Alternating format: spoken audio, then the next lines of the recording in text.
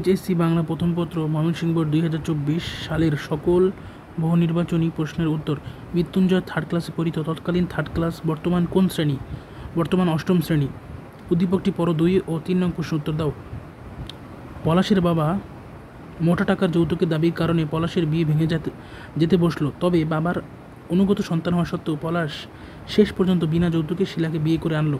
উদ্দীপকে পলাশের বাবার আচরণ অপরিচিতা গল্পের কোন চরিত্রকে স্মরণ করিয়ে দেয়? অনুপমের মামা এই চরিত্রটিকেই স্মরণ করিয়ে দেয়। 3. উদ্দীপকের পলাশ চরিত্রের কোন বৈশিষ্ট্যকে অপরিচিতা গল্পের অনুপমের মধ্যে থাকলে বিয়ে ভাঙত না? ব্যক্তিত্ববোধ। 4. আমার পথ প্রবন্ধে মূলত কোন দিকটি প্রকাশ পেয়েছে? সত্যের স্বরূপ। 5. ছাত্রজীবনে আবুল ফজল কোন আন্দোলনের সাথে যুক্ত হন? বুদ্ধির মুক্তি আন্দোলন। নিচের উদ্দীপকটি পড়ো, 6 নং প্রশ্ন উত্তর দাও। এই পৃথিবীতে দরিদ্র জনসংখ্যাই বেশি। এই দরিদ্র জনগোষ্ঠীর নিত্যসঙ্গী দুঃখ, দারিদ্র। নিজেদের দারিদ্র বিমোচনের জন্য চেষ্টা না করে তারা প্রায়ই হাত পাতে ধনী দেশগুলোর কাছে। উদ্দীপকে মানব কল্যাণ প্রবন্ধের কোন দিকটি প্রতিফলিত হয়? আত্মমর্যাদার বিষয়ে অবহেলা। মাসিপিসি গল্পটি প্রথম কোন পত্রিকায় প্রকাশিত হয়? উত্তর, পূর্বাশা।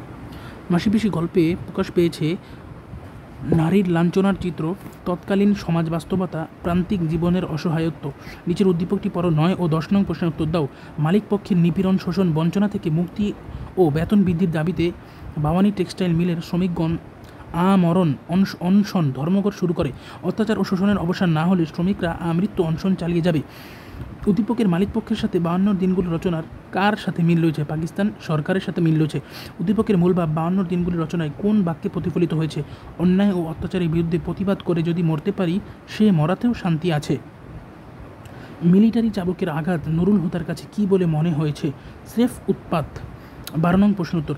নুরুল হুদাকে পাকিস্তানি হানাদার বাহিনীর তলব করার কারণ কি?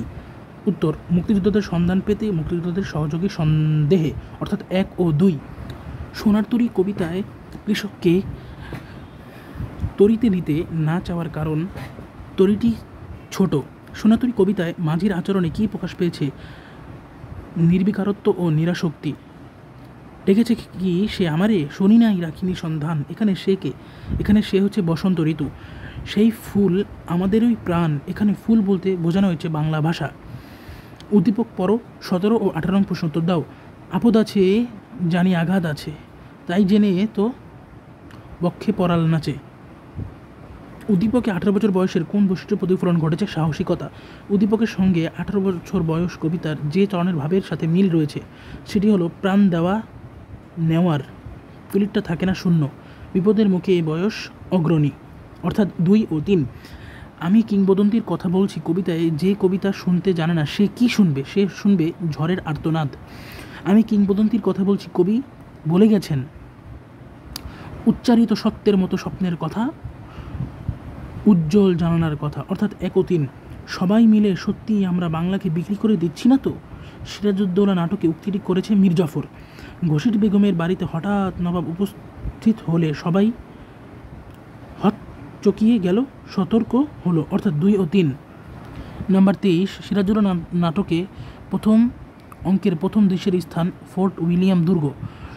সন্তানে না জানলেও তারা একাট্টা, সজ্ঞানে না জানলেও তারা একাট্টা, পথ তাদের এক। এখানে কার কাছে একাট্টা হওয়ার কথা বোঝানো হয়েছে? মজিদ ও খালেক ব্যাপারীর। নিচের উদ্দীপকটি পড়ো, 25 নং প্রশ্নের উত্তর দাও। শেফালির বাবা মার সাথে সারাদিন ঝগড়া দ্বন্দ্ব লেগেই থাকে। বাবা মায়ের এই কাজে সে অতিষ্ঠ হয়ে গ্রামের চেয়ারম্যানের কাছে বিচার দেয়। তো চরিত্রহীন চেয়ারম্যানের লোলুপ দৃষ্টি শেফালির পরিবারকে ধ্বংস করে দেয়। উদ্দীপকের পরিবারের সাথে লালসাল উপন্যাসের কোন পরিবারের সাদৃশ্য রয়েছে? হাসুনির মায়ের। লালসাল উপন্যাস প্রথম প্রকাশিত হয় 1948 সালে। বিদ্রোহী কবিতায় ব্যবহৃত ঐতিহাসিক চরিত্রটি কোনটি? চেঙ্গিস। মহাজনের কাছ থেকে টাকা নিয়ে লতিফ একটি চায়ের দোকান দিয়েছে। সাপ্তাহিক সুদ দিতে দিতেই সে হয়রান। ব্যবসা তার লাটে ওঠার অবস্থা। গ্রামে লতিফের মতো অনেকেই মহাজনের অত্যাচারে জর্জরিত।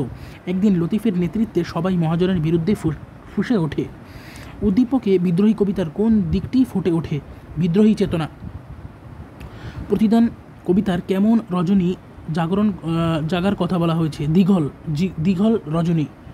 প্রতিদান কবিতার মূল উপজীব্য কি? উপজীব্য হল ক্ষমাশীলতা, উদারতা, পরার্থপরতা, অর্থাৎ 1, 2 ও 3। ধন্যবাদ সকলকে পাশে থাকার জন্য। আসসালামু আলাইকুম ওরহমতুল্লাহ।